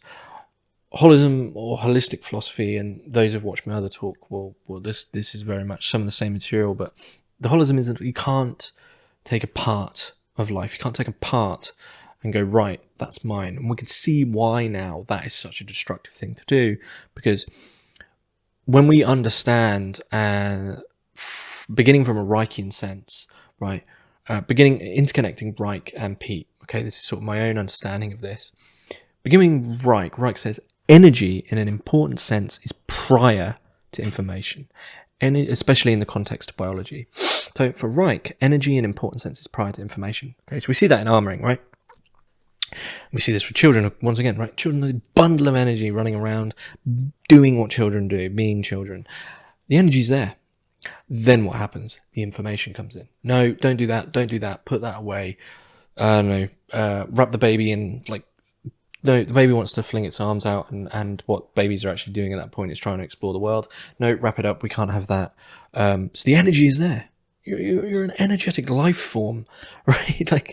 So the energy is there. It's prior to the information. The information could also be synonymous with Geist, which we see with Klages. So what happens? The information comes in and it splits the body and life, the body and the soul, and says, no, don't do any of these things. When we draw this in with Ray Peat's work, energy and structure are interconnected at every level. What are the structures that are being made when energy is stifled? Okay, there isn't going to be some sense, if we understand that energy and structure are interconnected at every level, there is never going to be a point where there isn't this interconnection. So that means that there is energy and structure, which means that energy is always creating some structure. So if energy is allowed, you're creating or allowing the most potent, energized, vital structure imaginable. But energy, as always with structure, if the energy is then corralled by information, right, corralled by Geist coming in and infecting it, by the emotional plague, you're building a structure. There's still going to be a structure there, but what's it going to be? It's going to be armored. It's going to be plague-ridden. It's going to be little man pathetic crap. It's going to be government lackey, regulatory, will-driven shite. And my favorite quote from Peat, and one of my favorite quotes ever: "Being alive is good for you, but our culture is saturated with arguments to the contrary, that it is life which kills us, and self-denial which sustains us. It is always easier to blame the victim than to search for the real cause of a problem." Okay? So being alive is good for you. And the way we approach being alive is for Peat, in the nutritional scientific sense, it's a holism. Okay, non-dogmatic attitude towards the world. But non-dogmatism is non-will driven. Okay? Wills are dogmatic when we think back to them. Right, my will, where's it going? Straight line over there. That's dogma. Because you're just, no, that doesn't work. I'm going A to B. Holism, in the sense that it's non-dogmatic. Okay, I might want to go over there. Oh, look, I ate this and then the energy was risen. I guess I'm going that way now. non-dogmatic attitude towards the world where you don't segregate and segment all these parts, and you recognize, as Peat says, individual uniqueness rather than averages, okay? And rather than ascribing things to genes, which I'll get to. And so he says, consciousness, perception, sensation, pleasure, and intention have often been omitted from the world described by reductionists. And this notion of intention, I mean, we see that, and sensation and pleasure and perception and all of these things, and consciousness, we see this back with the Klagesian image of it's no longer this thing that's like held in the will-driven, controlled environment, but a complete opening where it's no longer reduced. The image and the individual, as both of the life and the life-affirming cosmic world, have a reciprocal relationship. Okay, and this is, for Peat, he talks about Einstein observing that an object's fields amounted to an extension of its material substance. He preferred to materialize fields rather than to dematerialize things, as some of the popular philosophers of physics do. So this merging, which I spoke about at the start with the exercise of my hand, this non-reductive, holistic attitude towards the human beings as, going back to the title of the talk, bioenergetic beings, biocentric beings. And once again, no, not biology, like little lab test thing like that. No. Pure life energy, giving over to the life energy, and a bioenergetic philosophy of exploration, of spontaneity, and a non-will driven, non-dogmatic. Okay, so the holism is the observation that although natural objects can be resolved into their parts, the parts are to some extent shaped by their participation in the whole object. And it's in that investigation too much into the parts that you end up becoming infected with, like, the emotional plague of a diet. The emotional plague of, like, no, you should do this diet. And you go, well, when I do that diet, I don't feel that good. We should, Like when I've done, some people feel great on veganism. I don't. Some people feel great on carnivore. I don't. No, that shouldn't be. Like, right, your stomach should be the same as mine. You should be the same as me. Same with schooling, same with everything. This notion of, like, yeah, there are parts, but everyone's individuals amongst the holism. So you have to account for the individual, and the individual as bound up and made of energy. And of course, what are you doing when you go, that part works for me? Or let's expand it to the reality of the situation. What is the government and what is institutional bodies? What are they doing when they go, that seems to work well in this test group, and they throw it over everyone else? They're armoring everyone.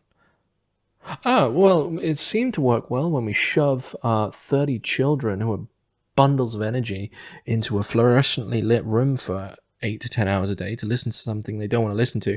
And by the way, if they try to get up from their seats, they're in trouble. And no, they didn't consent to being in school at all. But, we just threaten the parents, right? That's just armoring through and through. Everyone just ends up in this armored, horrible environment. But the problem with armoring is it's just, like, insidiously slow from the beginning. And so that's where learned helplessness comes from.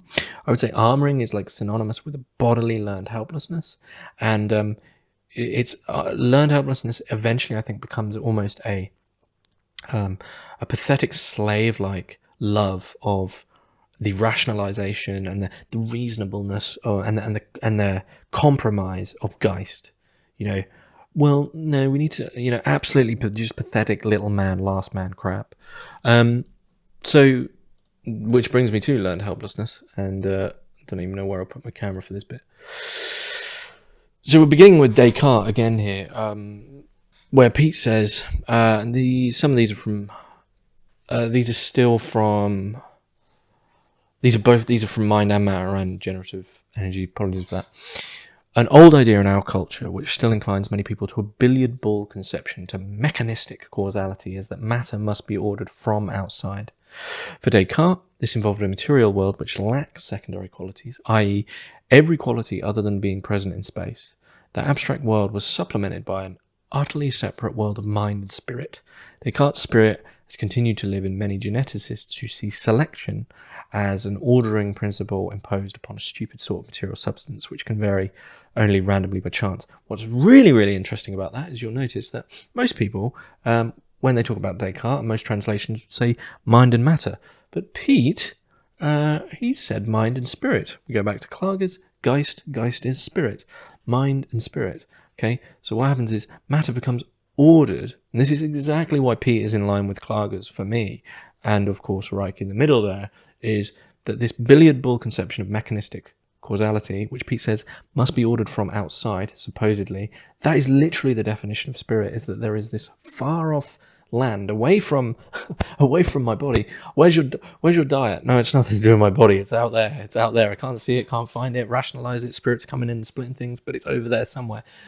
This mechanistic outside, which Peat then draws on for learned helplessness, right? He's drawing in these notions of, well, it's just genetics. Well, it's behaviors. Well, it's genes. Well, it's heredity. Well, it's society. No, he even goes to Pavlov.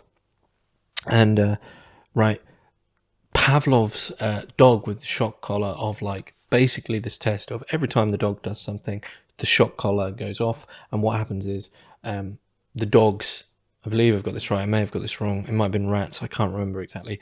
Point being is something's shocked every time it tries to get away.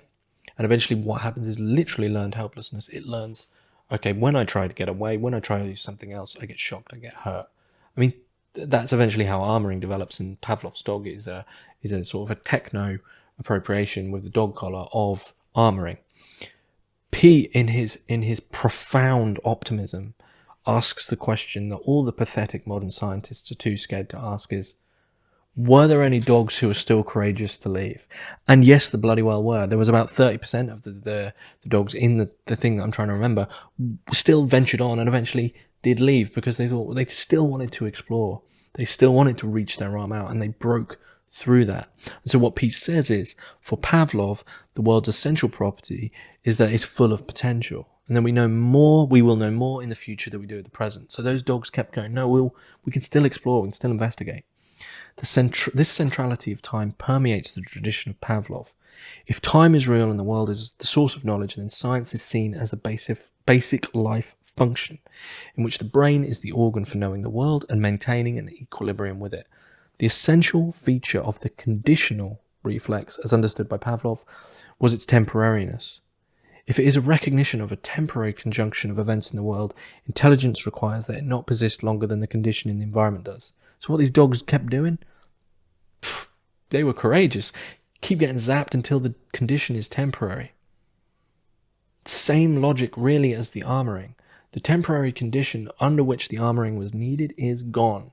Now is time to do the stretches, do the work, grab the nutrition and allow the life to come in again. And this is where we see the optimism of Peat, is taking one of the most criminally misread, pessimistic things of, guess what, if you shock a dog loads of times, it stays where it is. Oh wow, that's profound. Peat rereads this with the truly profound optimism of, no, temporary and explanatory, keep on going. Okay, and he also draws in, which is, I really would love to know if he ever came across Klages, because there's just a few things where it's like, this is peculiar, and I know he was widely read but he also, to quote him, he says, since Christians use the idea of purpose or teleology to deny materialistic explanations of evolution, most materialists have been extremely careful to keep anything resembling a vital impulse or a teleological force out of their theories of development and evolution. If time, history, and dialectical development are to be affirmed, they have felt any tendency of matter to favour a certain line of development must be denied, because it would let pre-formationism and dualism get a foot in the door. And so he's once again very, very against this teleological, westernized will, dogmatic will. I mean, the will is dogma for Peat. Geneticism, the notion of genes is inherently ideological, because it contains the notion of a continuity, and the continuation is exactly the same for me as the Klagesian notion of the will. Keep going forward. It's a continuation of dogmatics without the thought for wider context, right? Genes do not let in life. The inherent ideology of genes don't let in life. The inherent ideology of armoring does not let in life. Genes are said to program, to govern, to control. That's what the Geist does. That's what armoring does. These are all cut of the same crappy cloth. Ultimately, the ongoing accepted discussions around genetics, reduced discussion to a form of biological determinism and thus helplessness. Okay, but what I'd say is bioenergetic philosophy is absolutely on the warpath against biological determinism, because that's not what life is. There is no straight lines in the sense of that will, there is no biological determinism, and we see that most practically and emphatically with Peat, with the foundation from Reich.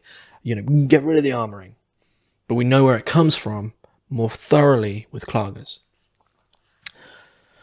So this evolutionary excess of energy is what Peat considers to be one of the determining factors in the origin of higher types of animals and the move from sea to land. These energy excessive transitions were achieved via the ability to sustain a high metabolic rate, keeping their bodies at a steady, fairly high temperature. So higher beings move into an energy excess. They move towards, once again, higher temperature, move into the light. These are the three things of evolution: higher temperature, move into the light, and respiration. Okay, and what is that? What are we talking about there? Higher light's coming in, higher respiration, higher temperature. It's just an absolute imbuement with life energy, with that cosmic energy that I spoke about at the start with Klages. And we can even draw in. I think, when I spoke about, I'm just going to move forward in a slide here to bioenergetics. When we think about go back all the way to the start and think about the Klagesian understanding of the world, cosmically alive, everything's alive, there's energy absolutely everywhere, and it's this feminine eros equality of energy sort of outpouring, and then the phallus comes through and captures and says, right, this is how we do energy. That, for me, in the Peatian appropriation is diet. It's the bloody food triangle, right? And it's it's the capture that people who are trying to understand Peat's work are trying to get away from. That's the learned helplessness. And so then when we go back to just an understanding, once again, that second quote on the slide is the one from Reich. It may not be, though. I can't remember. Sorry, I got my quotes mixed up there. We'll go back once again to that point of energy in an important sense is prior to information, especially in the context of biology. We're not going back to an ideology. We're not ever going back to dogmatics. What are we going back to? We're going back to energy. We're going back to that sort of pre-invaded, pre-emotional plague, parasitically infected, Geist-ridden state, and we're just being with energy and allowing it.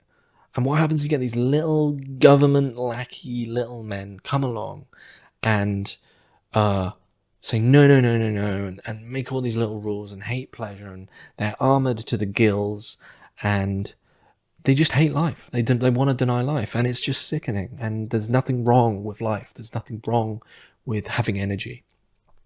Okay,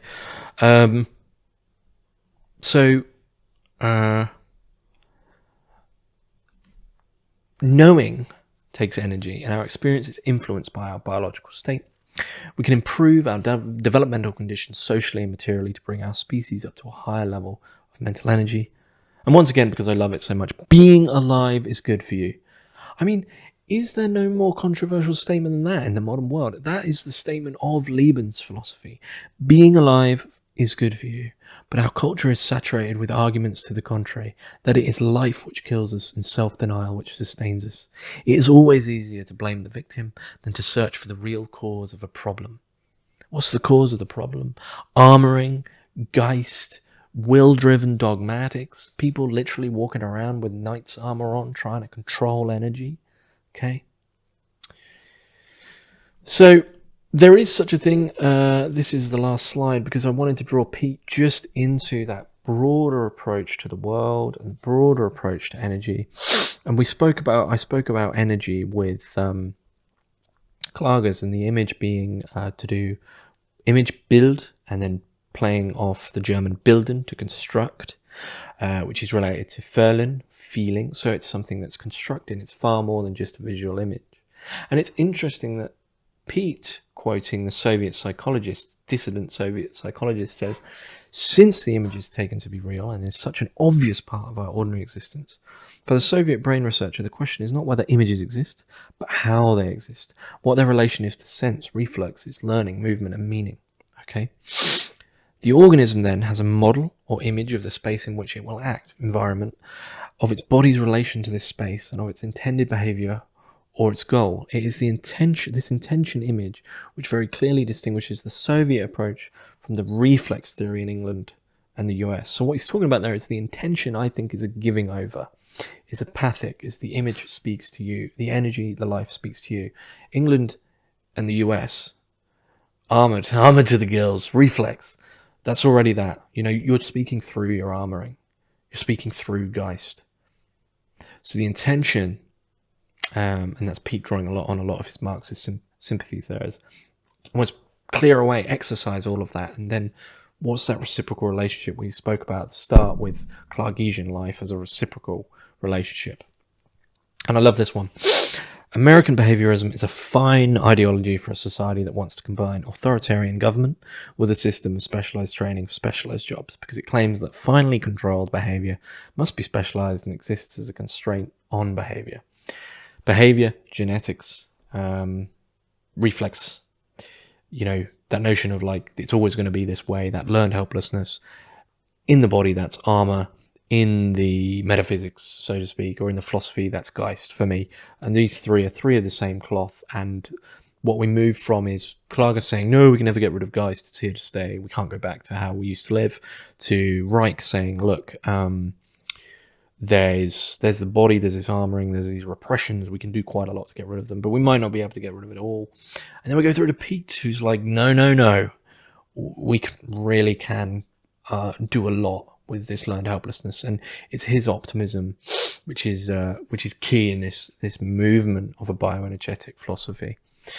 Just a few comments really at the end here on, because Peat does directly refer to Wilhelm Reich a few times, and you know, he talks about the tense and armored personalities and bodies of Westerners, and he makes it clear that the Western attitude for Peat isn't about learning to relax, but about not allowing tension to develop in the first place. So our notion is we end up getting tense and armored, but then we really push back against massages and that kind of thing, and learning how to relax. But the whole thing is like this war at the start. The relationship of tension and relaxation, however, armoring and catharsis, conditioning and overcoming, you know, they're of paramount importance to growth, to bodily growth, which is normal growth, right? No mind matter split there, nonsense.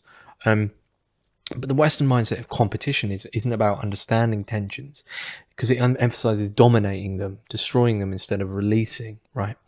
An act which retains the armored character. We adore Stoicism, but what's Stoicism doing? It's just revering armoring, really. And the flow of energy becomes unilateral, right? We have so much language around this, and this is really, I think, what Peat is referring to. We have so much language around this in the West of like stiff upper lip, you know, pull yourself together. Like, what's that? You're crowding yourself. Any of these, like, you know, I'll grit and bear it. What are you doing? You're gritting. You're armoring. You're not allowing the energy to be. And once again, Peat reads Reich as stating that the id from Freud has most of what's good in humanity, that excessive energy. I would maybe, if I was to dare connect Klages with psychoanalysis, even though he has his own id, I would say that Klages, that maternal, feminine energy does have some correlations with the id in eros, is this overflowing life energy. Okay, and it shouldn't be repressed. It should be allowed out in that formative, energetic sense. And when it's allowed out in that way, it doesn't become violent and controlled. It's actually the opposite. It's open, it's caring, it's loving. And there's a funny part in, I think it is on brilliant discussion on the origins of authoritarianism with Peat, where he critiques Freud for stating that basically repression to a certain extent is a good thing, right? The ego is the mediator, and Peat reading Freud is giving too much over to the superego, and Peat jokes about, you know, all right, well, try work within the system in that repressional sense and look at the payoff of participating in the system. What is it? A bunch of lies, a bunch of fraud, and no reward, and a load of nonsense. The emotional plague is the plague of authoritarianism. It's people who are terrified. It's the little men. So Reich for Peat thought that education and medicine could help, but only once he'd realized they also needed to be cured of the plague.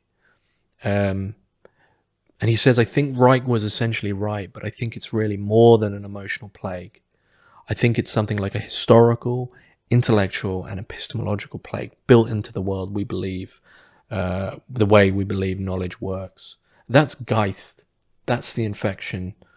And that's what needs to be exercised and eradicated. And that is my bioenergetic introduction to towards a bioenergetic philosophy. But there's a lot of language there. There's a lot of complexities with all these thinkers, of course. So I'll put some more. Links for both Klages, my talk on Peat, and my for Reich as well. I'll put them all in the description below. But I'm hoping that people are interested in Klages will go, oh, okay, I can see how these other two allow for a more practical appreciation. Hopefully people are interested in Reich, see how Klages' foundation actually allows for a sort of broader place for the body, and how Peat, continues that tradition in a nutritional sense, even though we haven't gone too much into the nutrition here, but it's mostly to do with the learned helplessness and its philosophy. And hopefully Peat people can see that there has been this. I don't think there's yet to be a name for this trajectory in intellectual thought of people really trying to exercise the emotional plague. I mean, these have been singular figures which absolutely unsurprisingly people don't want to deal with, because they're the greatest heretics. They want people to actually live life and not be constrained by systems, institutions, rules, laws, and repressions. I mean, who's the greatest enemy other than that?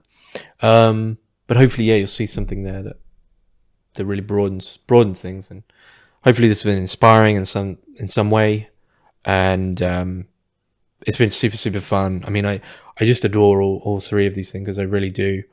And for me, this is like this, in a way, this talk also is a test, because it was a book I was thinking about writing and I wasn't sure if it worked. So if this has interested you enough that you would read a book with more thinkers drawn in and a more thorough investigation into what bioenergetic philosophy would be, then just comment and say that would interest you, and then I'll put more resources and time into writing it.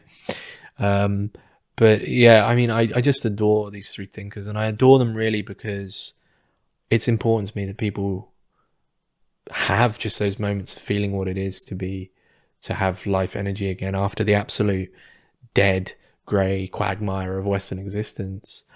The whole self-defeating learned helplessness attitude now of like, when people say, oh, the world's fucked, or, that's how it is, or, it is what it is, or all these jokey memes about it. I mean, I think all the jokes themselves beget the reality and manifest it in that way, and I'm not interested in that. And there's a real Sisyphean struggle to be like, no, there can be energy. You can get out of this grey, dead, like retail-esque quagmire of mud and really enter into life again, and enter into energy again. So here's to another century of Liebman's philosophy. Here's to a renaissance of Liebman's philosophy, and here's to a newfound bioenergetic philosophy. And if people want to work with me, maybe to honor like a bioenergetic philosophy thing, magazine or something, that would be super. That would be great. So get in contact if that interests you. More of the philosophical ideas and drawing them into the nutritional and bodily ideas. But yeah, I hope you've enjoyed this. I've really enjoyed recording and preparing this talk. So thank you very much.